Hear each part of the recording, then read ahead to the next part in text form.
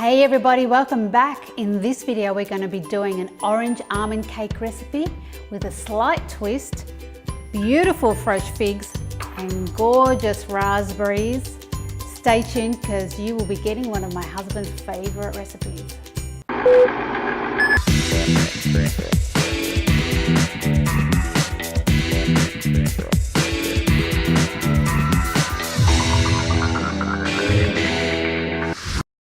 Hey guys, so today we're making an almond orange cake with raspberries and figs. Normally I would make this cake in a full 24-inch tin, but today I'm going to do something a little bit different. We're going to make them in individual cakes in this beautiful big muffin pan tin that I found just the other week. So we'll have cute little individual cakes. So let's get started. All right, so again, this is another recipe that's a one-pot stir recipe. It uses oranges that have been cooked and made into a pulp and then mixed with a whole lot of other ingredients layered with raspberries and figs. So first thing we want to do is put in our dry ingredients. And as with any other cake, when you're using baking powder, you want to sift that first so that you don't get any lumps in the dough. And because we're not using a glutinous flour, you will need to add baking powder, and we use a gluten-free variety. So next thing we want to add is our coconut flour and almond meal. Now you might wonder why we're adding coconut flour if you've already got almond meal as a base. Coconut flour is a great ingredient to help absorb the moisture, and it gives it a solidness that almond meal lacks. If you were to use almond meal on its own, it would fall apart very quickly. You could also use arrowroot or tapioca starch. They'll do a very similar thing. And the other dry ingredient we have is coconut sugar. Now you could use maple syrup. I have in the past used maple syrup. I have found, however, that coconut sugar helps to keep the cake together because we're using very wet ingredients in terms of the oranges and the raspberries. The coconut sugar just helps to kind of hold it together. Let's give that a bit of a stir,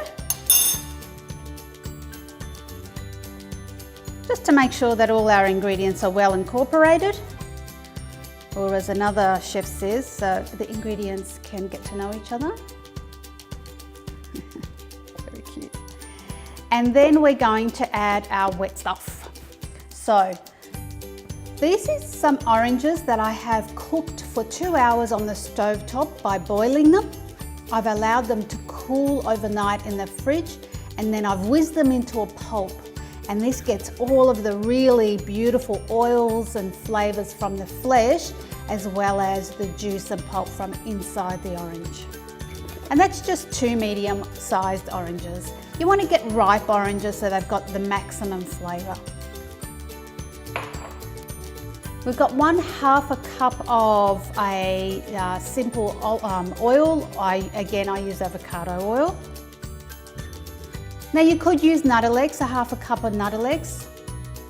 Oils are always going to be a little bit healthier though, and you're going to get a lot more nutrients out of the oils. And then we have 6 eggs, and these are medium or medium-large eggs. And some vanilla, because vanilla makes it taste delicious. So that's the cake batter ingredients. We're just going to give those a stir and incorporate everything.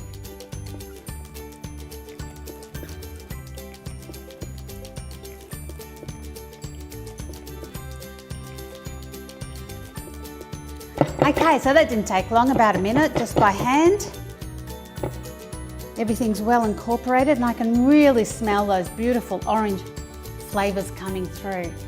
So now what we're going to do is we're going to put the dough into our little cake cases. I don't know if you've learnt this little trick. Ice cream scoop is really handy for putting things into muffin tins, let me tell you. I learnt that a while ago when we used to have our cake factory.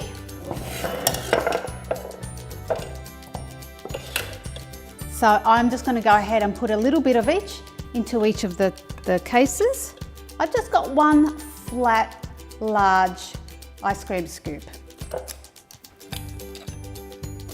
How easy is that? You don't get anything on the sides of the pan,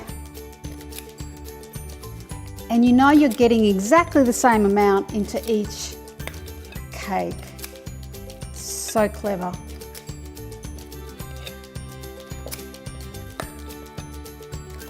You can actually also use it for biscuit making. We used to use it with our biscuit doughs as well. All right, so that's the first layer. Next bit, we're going to take our raspberries. Now you can use fresh raspberries, but you know, I know that fresh raspberries are quite expensive, so I'm using frozen raspberries, but by all means, fresh raspberries work just as well. And I'm just going to, as I'm putting them in, I'm just pushing them into the batter a little bit, so. There we go. I'm going to go ahead and do that for all of them.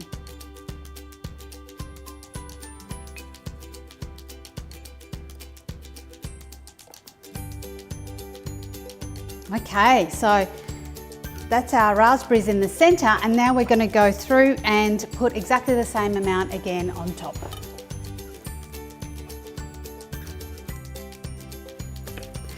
And that will just level itself out as it's baking. So don't worry about, you know, trying to push it down or anything. It will find its own level. It is a softer cake batter.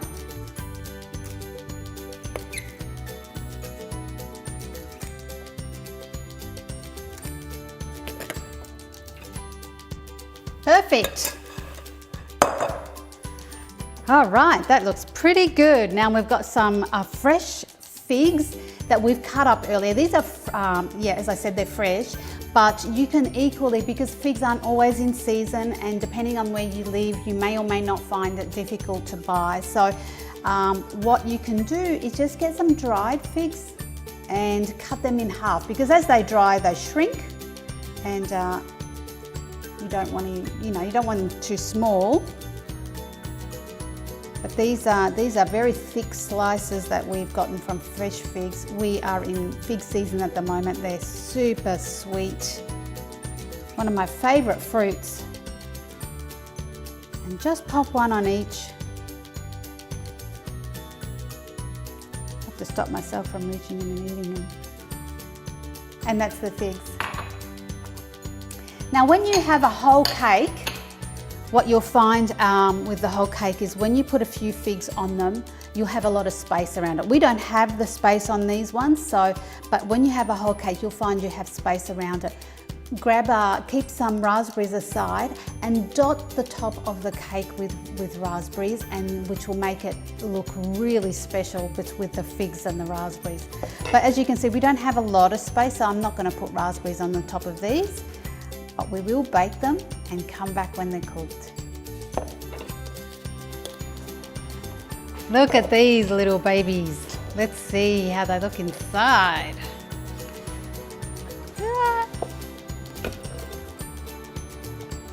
Ah, yum.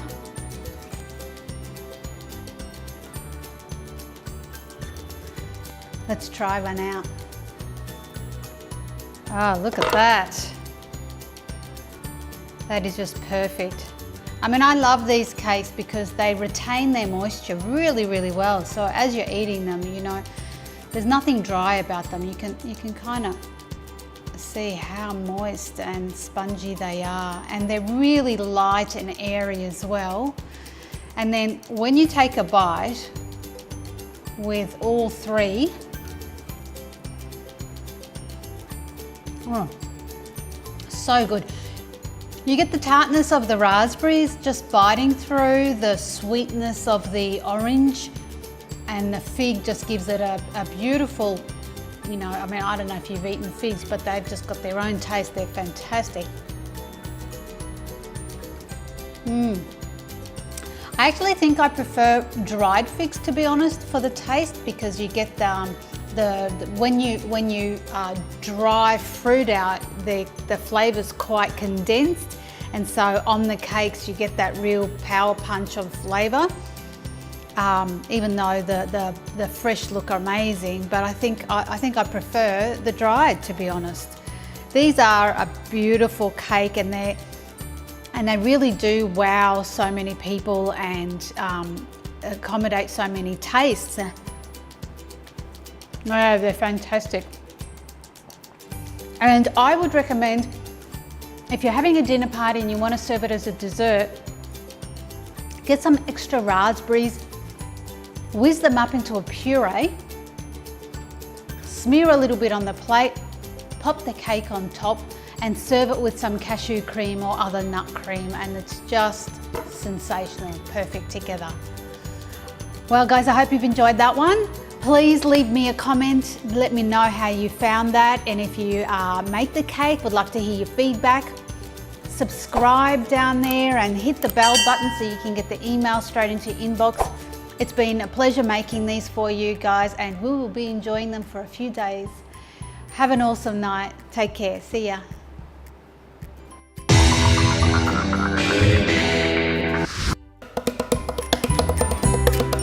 Welcome back, everybody.